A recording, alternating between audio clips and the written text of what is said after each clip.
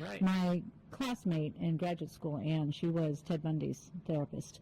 So she was able to interact with a lot of the guys on death row at that time. Of course, this is decades ago, but at the time that she was working with death row, I was working with the most extreme rapists and pedophiles of the state. And it was like, you're thinking to yourself as you walk into our individual buildings, it's like no one would believe that we walked in looking forward to our jobs.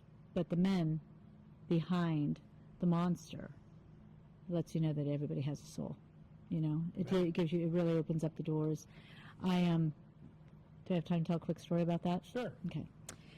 So I worked with the most aggressive rapists in the state, and some of them were also murderers, but they were first and foremost a rapist, so they were put on that particular pod, as we called it. And so there were 9 of them, and I was getting ready to leave that job, and I was young, and the guy said, we want to have a group session with Kristen and nobody else.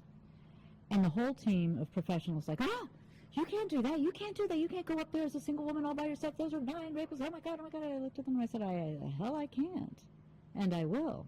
I said, you are all right here, I am going, and I'm absolutely going to honor their request.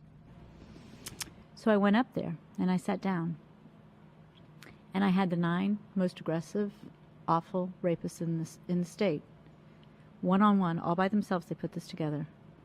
Tell me how I could have avoided being raped by them, each one of them, in a way to protect me from people like them. So you aren't going to teach me that they don't have a soul. Oh, yeah. That was the greatest gift I've ever received. So when you start to really understand those anomalies that are these monsters that fall out of our cultural nonsense, they started out as human beings. There isn't a child born who we look at and think is a monster.